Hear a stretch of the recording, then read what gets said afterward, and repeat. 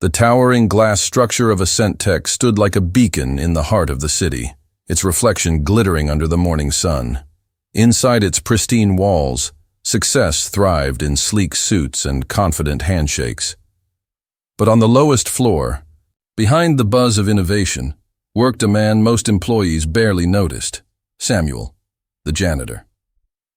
Samuel was in his late 50s. He wore thick glasses, moved quietly, and kept to himself. Each night, after the bustling employees left, he cleaned their spaces with care, sometimes humming soft tunes from a distant past. He was always on time, never missed a shift, and never complained. But on one unusual Thursday morning, everything changed. CEO Richard Langston, a man known for his sharp intuition and perfectionism, stormed through the building. His company had just landed a multi-million-dollar contract, and stress was high. That morning, he noticed something odd, a smudge on the executive glass door. "Who's responsible for cleaning this floor?" he barked. A junior manager stammered. "That would be Samuel, sir." Richard's sharp eyes narrowed. "Bring him to my office, now." Moments later, Samuel stood quietly before Richard's large mahogany desk. The office overlooked the city skyline, but Samuel's eyes remained downcast. "You missed a spot," Richard said coldly, pointing to a picture on his phone. "I'm sorry, sir. I'll clean it right away," Samuel replied humbly, but Richard wasn't having it. "That's not good enough. We run a world-class company here. If you can't maintain basic standards, you can't work here." There was silence. Samuel adjusted his glasses. "I understand. You're dismissed. HR will handle the paperwork." Without argument, Samuel nodded. "Thank you for the opportunity," he said softly, and turned to leave. The door clicked shut. Richard sighed. He didn't enjoy firing people, but discipline mattered. He returned to his desk, unaware that this moment would later haunt him. That night, while others celebrated the big deal, Samuel quietly packed his things. No one said goodbye. No one noticed. He walked out of Ascent Tech's doors for what everyone thought was the last time. But the story was far from over. As he made his way to the city bus stop, a young intern named Claire spotted him. "Mr. Samuel? You're not working tonight?" He smiled gently. "Not anymore," Claire frowned. "You were always so kind to everyone." "Why?" Samuel chuckled softly. "Sometimes life pushes you out so it can lead you to where you belong." Claire didn't understand. Not yet. Samuel disappeared into the night. Back in the office, something strange began to happen. Within days of Samuel's dismissal, small problems started showing up. Printers jammed, lights flickered, and even the coffee machine seemed to misbehave. But more than that, the office felt empty. Employees who had grown used to Samuel's quiet presence realized how much they'd taken him for granted. His smile in the elevator, his kind greetings, his gentle advice to junior staff. It was all gone. One evening, Claire stayed late. As she passed the janitor's closet, now untouched, she found a small notebook on a shelf. Curious, she opened it. Inside were handwritten pages filled with notes. But they weren't cleaning instructions. They were ideas. Dozens of them. Notes on team morale, unused potential in the company's software division, and even a strategy for improving customer engagement. Claire's eyes widened. These are brilliant. At the end of the notebook, she found a name. Not Samuel the janitor, but Samuel Adeyemi, PhD, Business Systems Architect, former CTO, Nigeria. Claire's breath caught. What? She snapped a photo of the final page and rushed out. The next morning, Claire stood outside Richard's office. "You need to see this," she said, sliding the notebook onto his desk. Richard scanned the pages, his eyebrows rising with each word. Then, the final page. His eyes froze. "You're telling me..." This man was a former CTO. Claire nodded. He had a different life, a big life, but something happened. He left it behind. And now, we fired him over a smudge. Richard leaned back, stunned. Silence filled the room. He suddenly felt very, very small. The following Monday, CEO Richard Langston found himself distracted. Ascentech's headquarters buzzed with the usual hum of innovation, but something lingered in his mind. Samuel Adeyemi. The name pulsed in his thoughts like a forgotten password. Richard stared at the final page of the notebook Claire had given him. He had reread it 5 times over the weekend. Samuel Adeyemi, Ph.D., Business Systems Architect, former CTO, Nigeria. How had a man of such credentials ended up mopping floors in a downtown office? Richard couldn't shake the feeling that he had just made one of the worst mistakes of his career. Out of curiosity and guilt, Richard opened his laptop and started digging. At first, there wasn't much. Samuel Adeyemi was an uncommon name, but most results were dated. Some showed an academic journal from over 15 years ago. Then he found it, a photo in an archived tech conference article from Lagos, Nigeria. A younger Samuel, in a tailored navy blue suit, was standing on a stage, speaking with passion. The article headline read, "The Architect of Change, Samuel Adeyemi talks disruption in emerging markets." Richard leaned in, stunned. Below the article, the bio said Samuel held multiple patents in data infrastructure and was once listed among Africa's top 10 tech entrepreneurs.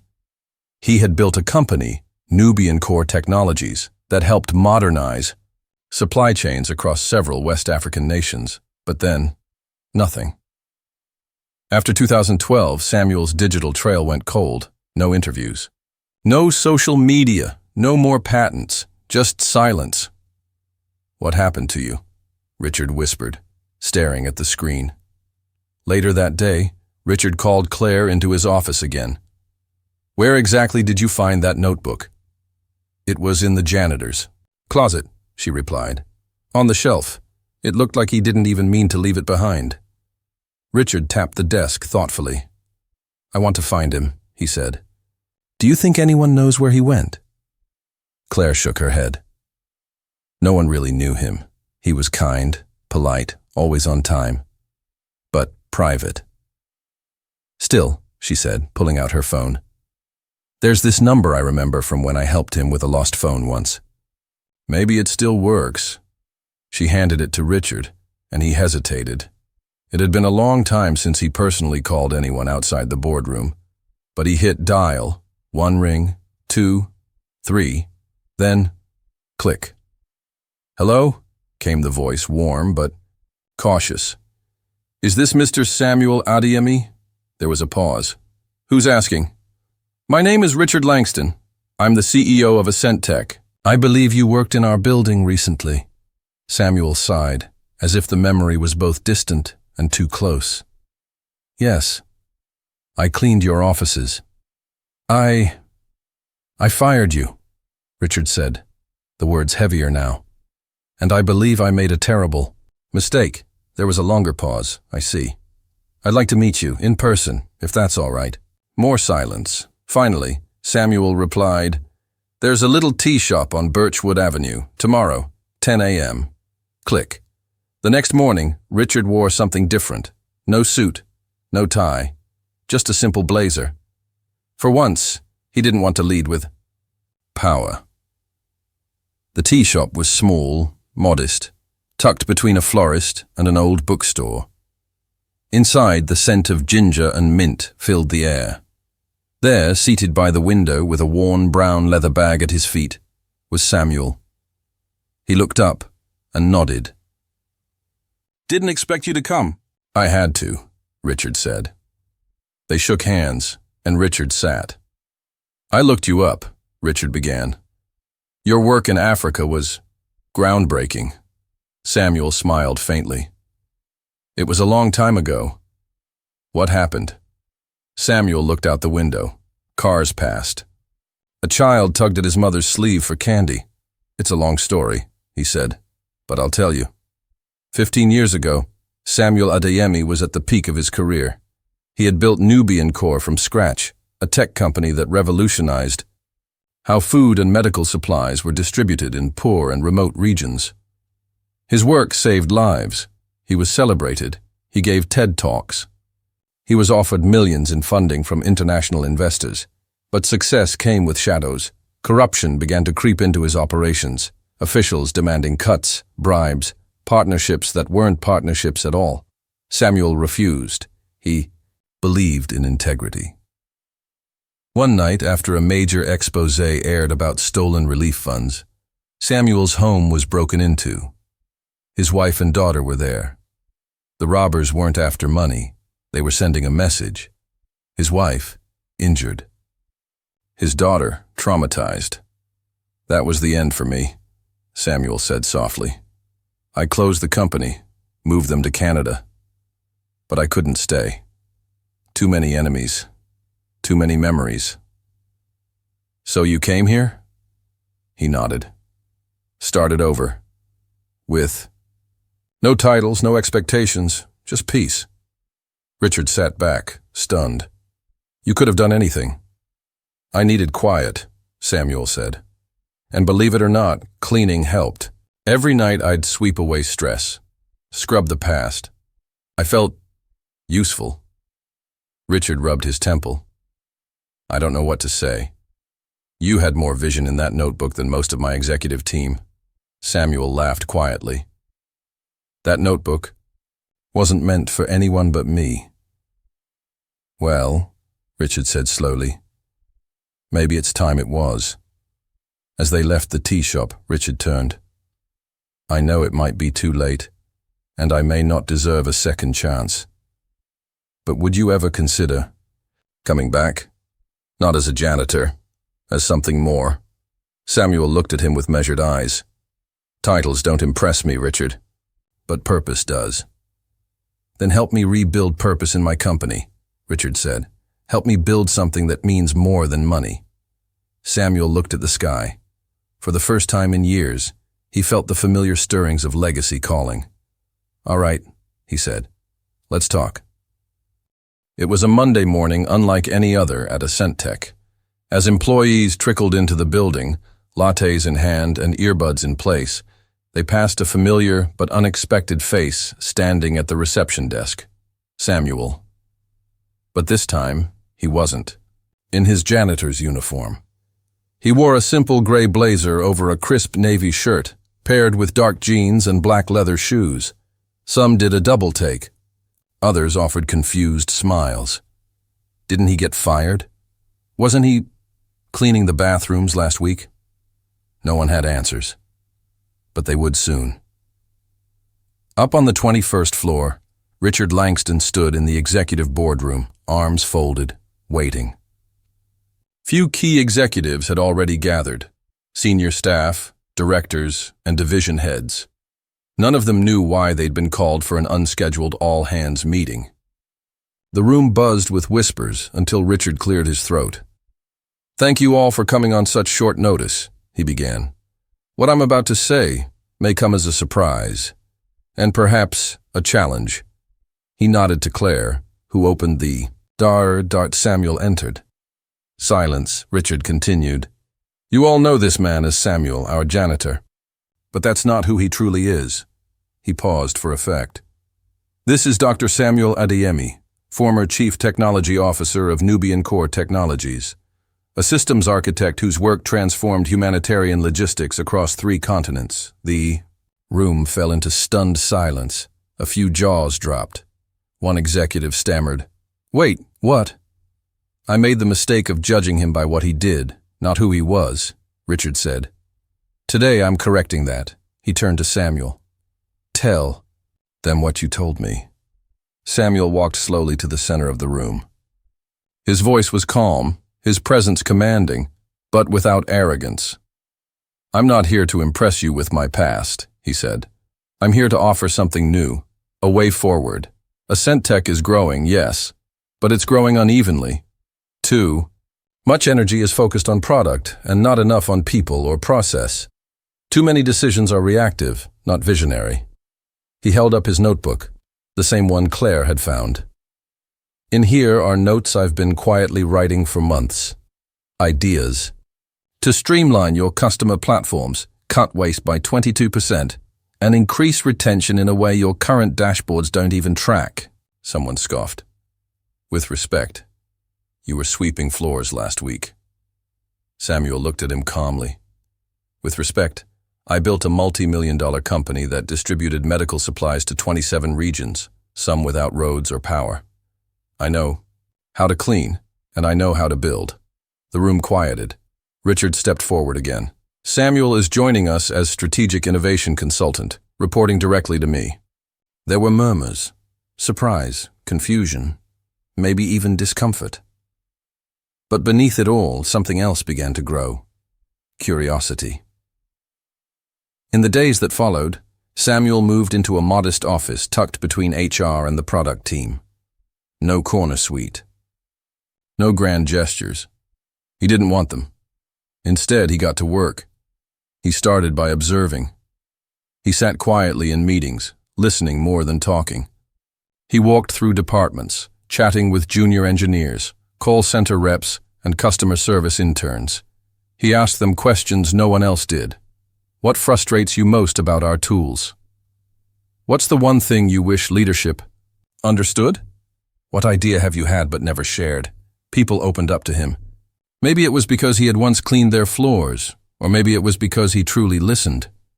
By the end of the week, he submitted his first internal report to Richard, a 17-page breakdown titled Invisible Value, the Gold Mine Inside Your Overlooked Teams. The report highlighted how frontline staff could offer critical feedback on product design, how data from customer complaints wasn't being properly analyzed, how 90% of internal innovation ideas never made it past middle. Management Richard was blown away. This is embarrassing and brilliant at the same time, he admitted. It's just the beginning, Samuel replied. Meanwhile, not everyone was thrilled with Samuel's return. Derek Monroe, the VP of Product Development, wasn't impressed. I don't care what degrees he has, he muttered to his assistant. He's a janitor who got lucky, and now Richard's letting him rewrite policy. Derek prided himself on having climbed the corporate ladder the hard way by learning buzzwords and charming board members. Samuel's rise threatened that. He began subtly undermining him, dismissing his ideas in meetings, sending back reports with passive-aggressive comments and whispering doubts to others. But Samuel, having once survived corrupt ministers and tech sabotage, didn't flinch. He simply kept building. One afternoon, Samuel invited a few junior employees and interns to his office. Claire was among them. I want to launch something new, he said. A company-wide idea pipeline. Anyone, from any level, can submit ideas. If they pass a basic framework, clarity, impact, cost, they'll be reviewed by a real panel, not buried under bureaucracy. Claire's eyes lit up. Like an internal startup incubator? Exactly. He called it Project Elevate. Within a week, they had over 200 submissions. One was from a receptionist with a background in UI/UX who had designed a more intuitive login interface for clients. Samuel pushed it to devs. It worked. The new system decreased onboarding time by 30%. Another was from a customer service rep who proposed a loyalty-based support tier model. That idea. It landed Ascentech a new deal with one of their biggest clients. Word spread. Samuel wasn't just a consultant. He was changing the company from the inside out, and not with flashy slogans or all-hands speeches, but by listening, connecting, and empowering. Employees started calling his corner the architect's room. Even Richard noticed the difference. This place feels alive again, he said one evening. Samuel smiled. People don't need a stage to shine. They need a door that opens. Richard nodded slowly. You just kicked down a wall. 2 months had passed since Samuel Adeyemi stepped out of the janitor's shadows and into the spotlight of Ascentech's transformation. In just 8 weeks, productivity had increased by 12%. Three formerly disengaged departments were now collaborating on a prototype AI-integrated customer platform. And Project Elevate had grown so rapidly that HR had to assign a full-time manager just to sort through idea submissions. But not everyone saw this as progress. In the shadows of the executive floor, Derek Monroe, the VP of Product, sat in his sleek, modern office with the blinds drawn and frustration building like a summer storm. "How is it," he barked to his assistant, "that a man who used to mop the floors now has a direct line to the CEO and is making calls on my product strategy?" His assistant said nothing. She had learned to stay silent when Derek vented. "He's charming them all, with his humble genius act and his accent like he's some tech messiah. But let's not forget, he didn't apply for this job. He got invited because of a notebook." "A notebook?" Derek's voice rose. "This is a corporation, not a fairy tale." Meanwhile, across the building, Samuel sat in the break room, not in his office, surrounded by interns, junior devs, and even a few mid-level managers. He was sketching something on a whiteboard with a green marker, sleeves rolled. Up in the board read, "Human First Design, Rebuilding Tech from the Inside Out." He explained his philosophy with the calm of a teacher, the depth of a philosopher.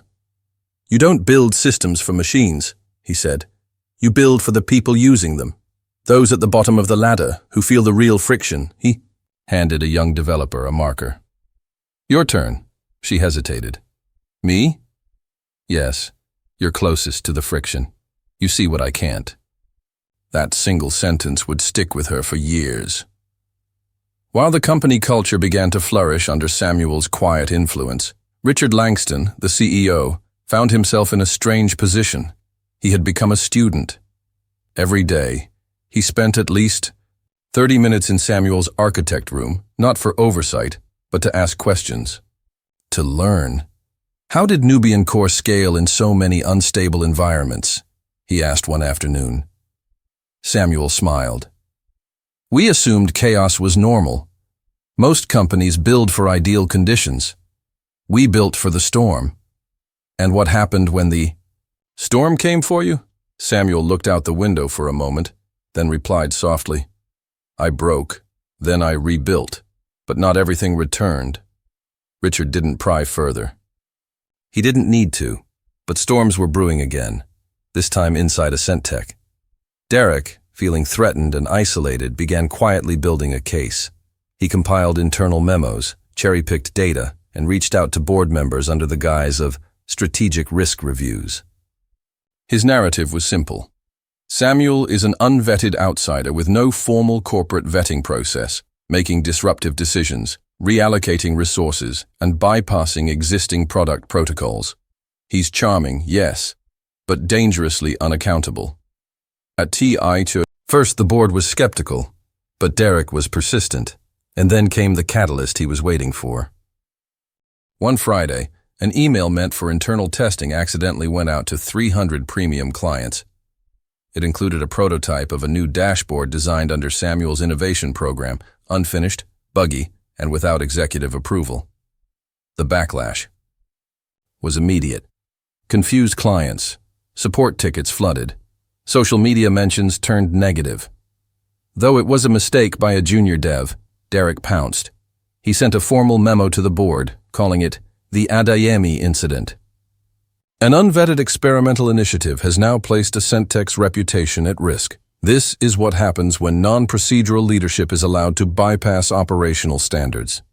Richard was called to a private board meeting the following Monday. That Monday felt different.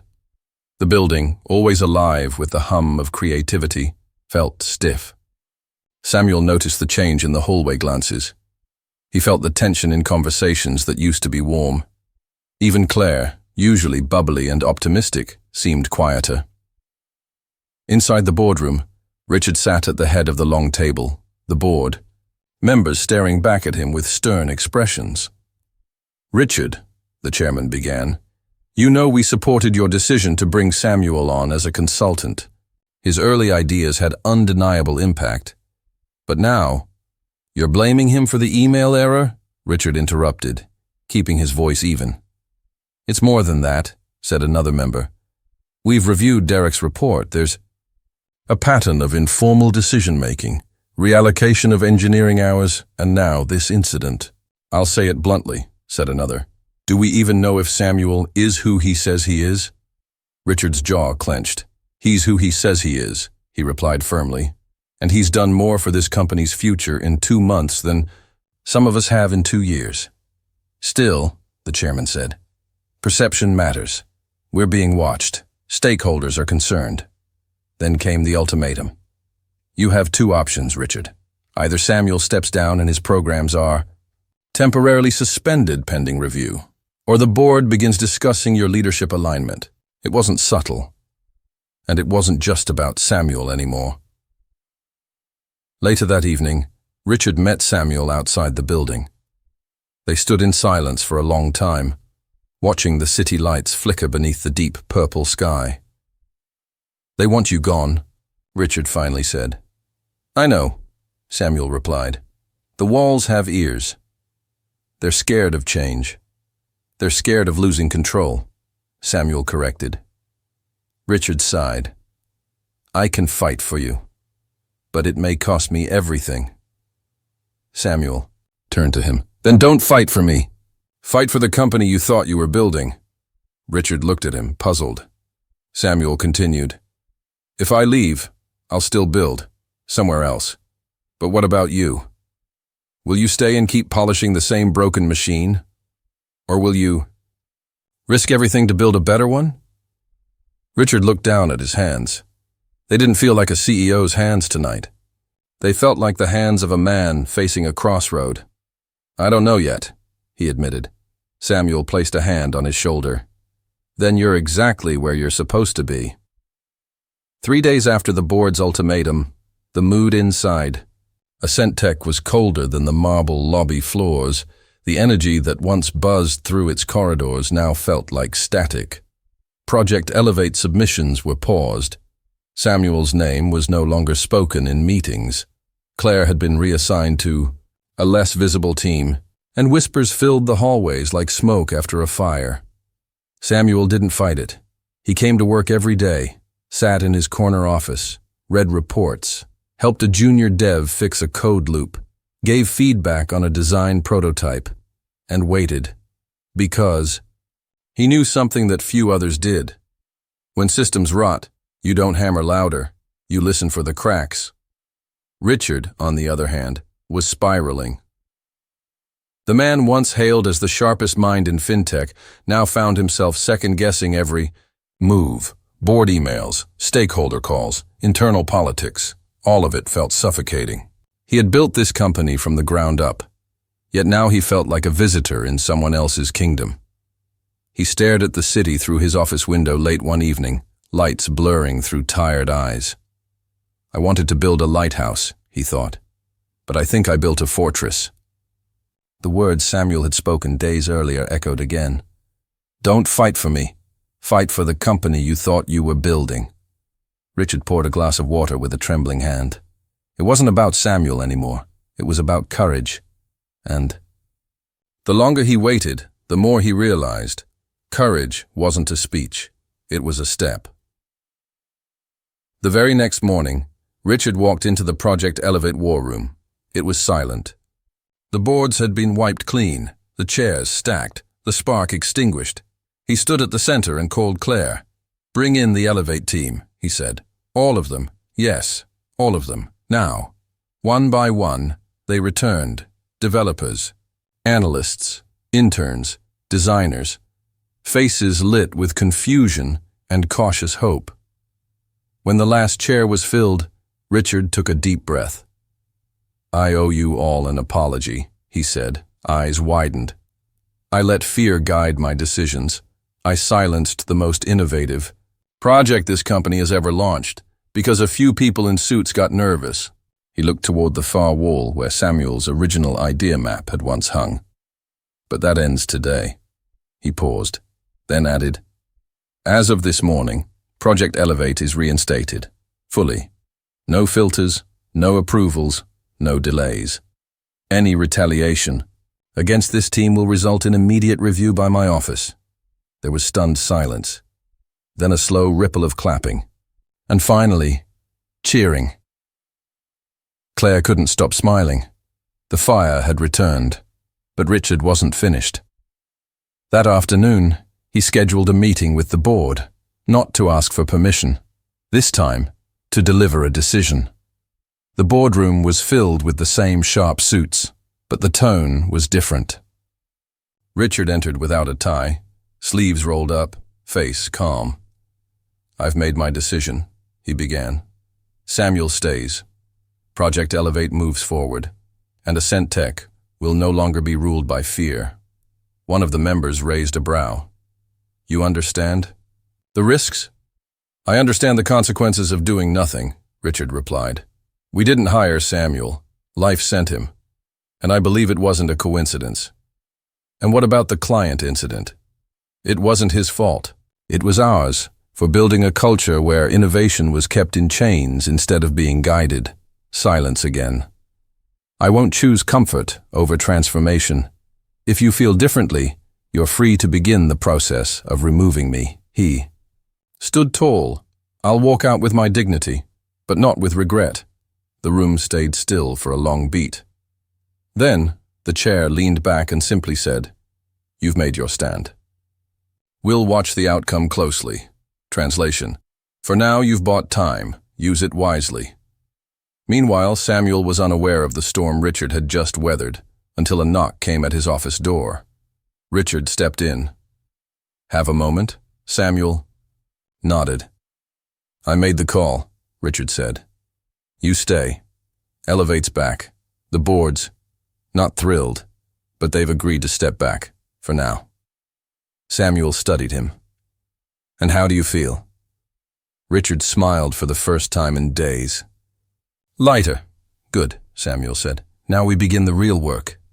That real work began with an idea Samuel had been quietly refining. Reversal Labs, a special task force within Elevate to re-engineer not just products, but the company's internal systems themselves. Samuel's proposal: flattening hierarchies. To allow ideas to flow horizontally. Open Office Fridays, where any employee could present a new concept, ethics committees in each department to keep innovation grounded in impact. Not just profit micro-internships to give frontline staff cross-department exposure for 30-day rotations. The executives, though cautious, agreed to pilot these programs for 90 days. Results came fast. An entry-level accountant created a model that saved the company over $800,000 in unnecessary software license fees. Customer service rep identified a blind spot in the refund process that, once fixed, boosted trust scores by 18%. Departments that once fought for budget were now co-developing solutions. But as the culture shifted, so did the resistance. Derek, now sidelined and losing control over key projects, made one last move. He arranged a leadership integrity audit through an external firm, one that he'd worked with before, aiming to dig into Samuel's past. He hoped to uncover anything: financial troubles, falsified credentials, or old scandals. The report returned in 2 days. Samuel passed every check, but one detail stood out. Under previous family status, the report listed daughter Amara Adeyemi, deceased 2013. Claire saw the report by accident and gasped. She had always wondered about the sorrow in Samuel's eyes, the reason he never talked about family. Now she knew. She walked into Samuel's office the next day and left a small note. It read, "Thank you for building again, even after what was broken." Samuel read it once, twice, and then quietly folded it into his notebook. That evening, Richard and Samuel stood in the parking lot again, just like the night of the board ultimatum. Only now, the wind had shifted. "You ever wonder," Richard asked, "why life made you sweep floors before handing you blueprints again?" Samuel looked up at the darkening sky. "Sometimes," he said. "But maybe humility was the final credential I needed." For the first time in years, Ascentech wasn't just a company, it was a movement. Across the departments, a quiet revolution had taken root. From interns to senior engineers, employees walked taller, spoke louder, and dared bigger. Innovation no longer came from polished boardroom PowerPoints. It bubbled up from coffee-stained desks and chat threads that once went unread. Reversal Labs, Samuel's internal reform incubator, had become the heartbeat of this transformation.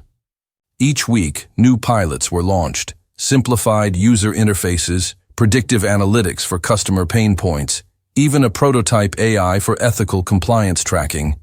The company was being rebuilt from the inside out, but no storm is without a horizon. And this time, it wasn't Derek or the board who threatened the foundation.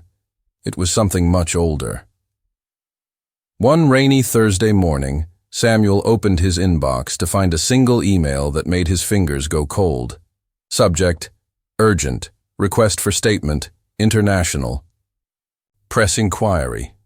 From Evelyn Nash, Global Affairs Desk, World Financial Mirror. The name stirred something in him. Evelyn Nash was a seasoned investigative journalist, known for her precision, her ethics, and her brutal honesty. She wasn't someone who chased scandals. She unearthed truths, carefully, thoroughly. Samuel opened the message. Dear Dr. Adeyemi, I am reaching out in light of renewed international attention on Nubian core technologies and your role in its abrupt dissolution over a decade ago. New whistleblower accounts have surfaced claiming discrepancies in the final years of Nubian Core's operations, particularly involving misdirected relief shipments and alleged government interference. Given your recent return to the public eye through Ascentech, I believe it is fair and appropriate to request your comment before the story goes live. Respectfully, Evelyn Nash. Samuel's heart slowed. His breathing didn't. He closed the email and sat still for a long, long time. Richard was in the middle of a weekly innovation roundtable when his phone buzzed. Samuel rarely messaged him directly unless it was urgent. Samuel, text. Need to speak privately. Tonight, after hours. No one else. Richard responded instantly. Richard understood. That evening, inside the now empty elevate room, the air between them was heavier than usual. Samuel stood by the large whiteboard, arms crossed, eyes distant. Richard waited. Finally, Samuel spoke. There's a story coming out, about my past, Nubian Core, the final days. Do I need to worry? Richard asked. Samuel didn't answer directly. Instead, he walked over to the shelf and retrieved an old folder, the only personal file he kept at work. He opened it and handed Richard a single photo. It showed a chaotic distribution site in Nigeria, crates of medicine, military presence, protesters, and Samuel in the center, yelling at an official. Behind him, smoke. That day, Samuel said, was the beginning of the end. He began to explain. In 2013, as Nubian Core expanded deeper into remote regions, it partnered, reluctantly, with several government bodies. Samuel had resisted for months, knowing corruption ran deep, but logistics required access, roads, permits, protection. Then the compromises began. One official demanded customs fees that didn't exist. Another rerouted trucks from villages in crisis to his own political region. Samuel pushed back, fought it, whistle blew, even reported one minister to the media. That's when the intimidation began. Threats, surveillance. And then the night that shattered his world, when his daughter Amara was caught in the crossfire of a failed raid meant to scare him. She was 10 years old. They claimed it was gang-related, Samuel said, his voice quiet, eyes glassy. But I know the truth. She was the message. Richard said nothing. What could he say? I shut it all down, Samuel continued. Burned everything, documents, contacts, the tech I had created to help communities. I couldn't let it fall. Into corrupt hands, I vanished, Took my wife to Canada. Buried Amara in a country that wasn't ours. He turned, finally meeting Richard's eyes, and I never looked back. Until now. Richard was silent, then asked, "What will the article say?" "That I disappeared. That funds went unaccounted for. That I may have destroyed my own company." "All of it is technically true, but not the whole story." Samuel nodded. "Evelyn's fair. She'll print the facts, but the headlines won't be kind." Richard took a deep breath. "So what do we do?" Samuel paused. "You tell the truth. You stand by the work. You protect what we've built here." Richard stepped forward. "We protect it." The next morning, the article dropped. Headline: "The Architect in the Shadows. Samuel Adeyemi's Redemption or Reinvention." The article was long, nuanced, fair, but relentless. It detailed his rise, the corruption he faced, and the silence that followed. It even referenced Amara's death, though respectfully. The public response was a tidal wave. Social media split in two. Supporters: "He stood up to corruption and paid the price.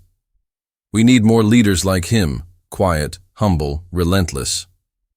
Critics: "Why did he vanish for a decade? What is he hiding? Is Ascent being run by a ghost?" Investors began calling. Clients hesitated, and once again, the board assembled. But this time, Richard was ready. He walked into the boardroom not as a CEO defending a mistake, but as a man standing for a mission. "You've all read the article," he began. "And now you want to know if we should distance ourselves from Samuel Adeyemi." A few nodded. Others stayed neutral. Richard continued. "Let me be clear. Samuel told me everything the night the inquiry came in. He didn't hide. He didn't spin. He faced it. He faced the death of his daughter, the destruction of his life's work, and he still came back, to rebuild, to serve, to lead from the ground. And because of that," Richard said, stepping forward, "he has taught this company more about integrity than any of us sitting at this table." He looked around. "So if the question is whether I stand by Samuel, the answer is yes, fully." Silence. Then, slowly, one board member said, "He rebuilt himself.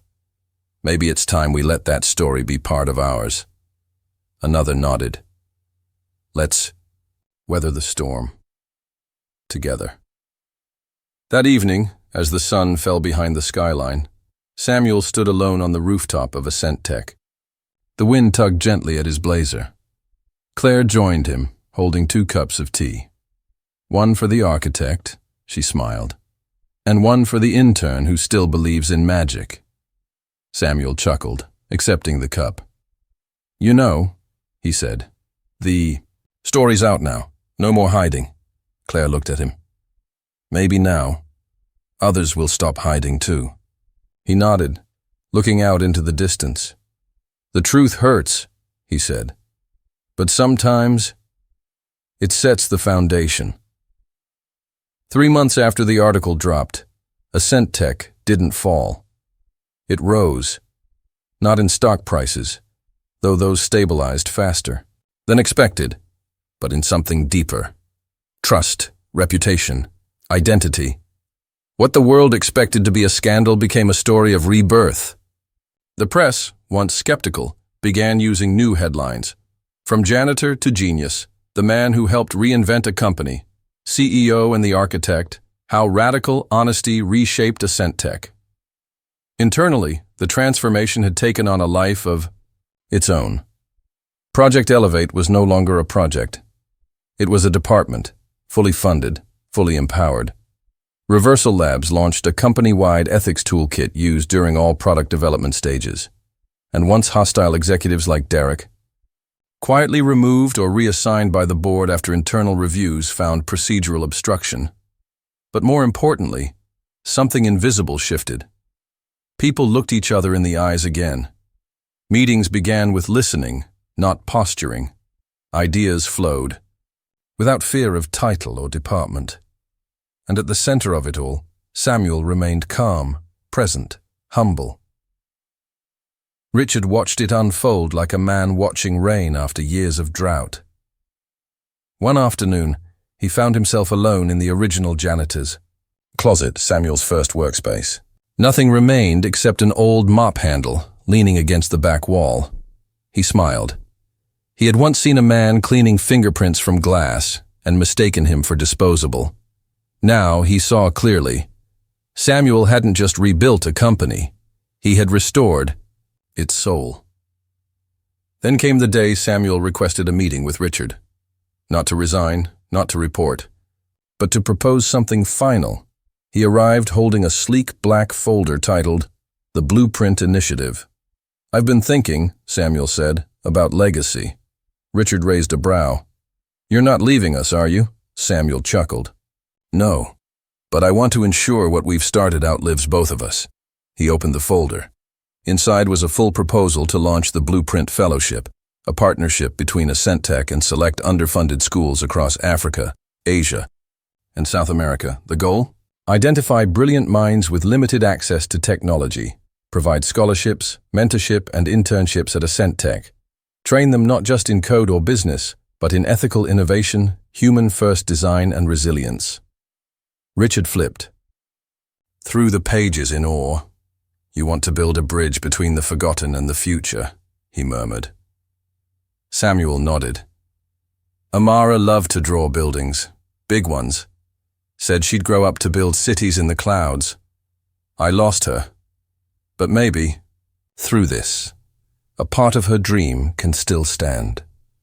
Richard stood slowly and extended his hand. "Let's build it," he said. The Blueprint Fellowship launched 6 months later with a live stream viewed by over 500,000 people. Samuel stood on stage, not as a janitor or even a CTO, but as the architect, a new title the world had given him. His speech was simple. "True innovation isn't measured in revenue or reach, but in what we leave behind for those who may never meet us." I was once broken.